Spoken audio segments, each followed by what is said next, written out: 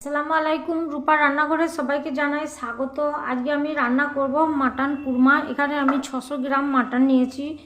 দেখুন, এই ধরনের একটু ভালো পিস দেখে মাটন নিতে হবে। মাটনের পিসটা যেন গোল গোল থাকলে কুরমাটা খুবই ভালো হয়। আমি প্রথমে একটা কড়াইয়ের মধ্যে মাটনটাকে দিয়ে দিচ্ছি।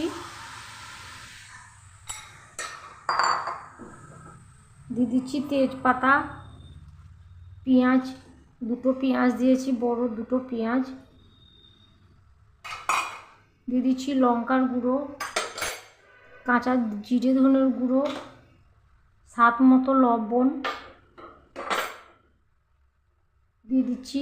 আদা বাটা, আদা রসুন একসঙ্গে বেটে নিয়েছি, সেটা দিয়ে দিচ্ছি। আর দিয়ে দিচ্ছি সর্ষের তেল, দিয়ে দিচ্ছি একটু সামান্য জল, খুব অল্প পরিমাণে জল দিচ্ছি। মাংসটাকে আমি ভালো করে কষে নেব।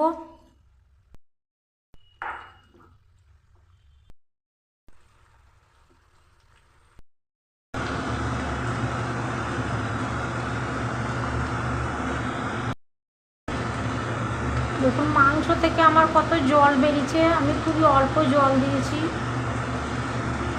মাংস কষার সময় গ্যাসের ফ্লেমটা একটু মিডিয়ামে রাখবেন, তাহলে দেখবেন মাংসটা কষা হয়ে যাবে, প্রায় অর্ধেক সেদ্ধ হয়ে যাবে। সেদ্ধ করতে বেশিক্ষণ লাগবে না।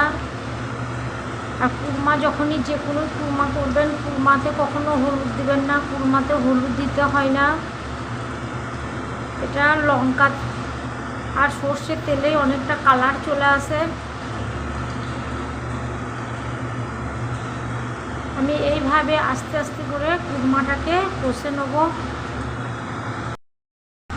আর মাংস কষা আমার হয়ে গেছে। এই দেখুন, মাংস থেকে তেল ছেড়ে দিয়েছে, তখন বুঝে নিতে হবে মাংস কষা হয়ে গেছে। মাংস কালারটাও চেঞ্জ হয়ে গেছে।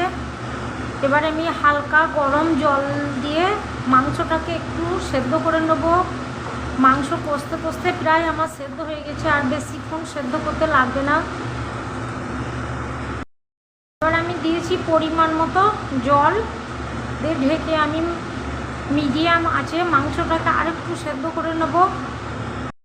মাংস সেদ্ধ হয়ে গেছে, দিয়ে দিচ্ছি তেঁতুলের জল, টক দই আর দিয়ে দিচ্ছি চিনি দিয়ে আর একটু ভালো করে নেড়ে চেড়ে রান্না করে নেব।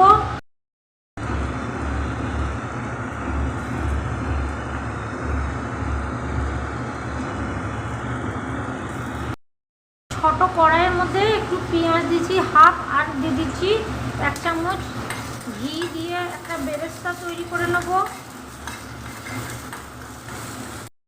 বেরেস্তা দিয়ে দিচ্ছি, ছোটো এলাচ, দারচিনি ভালো করে নেড়ে চেড়ে বন্ধ করে দেবো গ্যাস। বন্ধুরা, কত সুন্দর আমার মাটন কুরমা তৈরি হয়ে গেছে। এটা তোমরা পোলাও, পরোটা, রুটি, নান রুটি, লুচি সমস্ত কিছু দিয়ে খেতে পারবে। আমি যেভাবে বানিয়েছি একবার এভাবে বানিয়ে খেয়ে বাড়িতে দেখো। আর যদি ভালো লেগে থাকে তাহলে আমার চ্যানেলটি সাবস্ক্রাইব করে আমাকে সাপোর্ট করো। সবাই ভালো থেকো, সুস্থ থেকো, আর রূপা রান্নাঘরের সঙ্গে থেকো। আজকের মতো আসি, আল্লাহ হাফিজ।